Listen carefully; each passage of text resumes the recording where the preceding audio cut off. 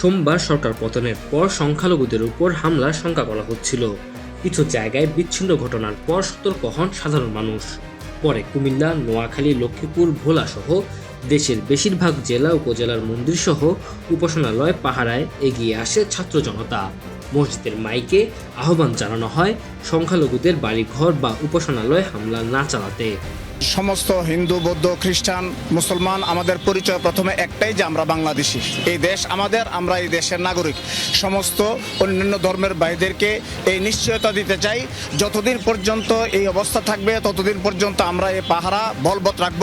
সুনামগঞ্জে সংখ্যালঘুদের বাড়িঘর সহ ধর্মীয় উপাসনালয়গুলোতে পাহারা দিচ্ছে মাদ্রাসার শিক্ষক ও শিক্ষার্থীরা। মঙ্গলবার সকালে সুনামগঞ্জ পৌর শহরের গুরুত্বপূর্ণ উপাসনালয় সহ জেলার সবকয়টি মন্দিরের সামনে মাদ্রাসার শিক্ষক ও শিক্ষার্থীরা পাহারা দিতে দেখা গেছে, যাতে করে কোনো দুষ্কৃতকারীরা কেউ উপাসনালয়ে হামলা করতে না পারে। এছাড়া সিরাজগঞ্জে সনাতন ধর্মাবলম্বীদের মানুষের সাথে মতবিনিময় করেছে জেলা বিএনপির নেতারা। এছাড়া ধর্মীয় প্রতিষ্ঠান রক্ষা করার জন্য নজরদারি ছিল সেনাবাহিনীরও।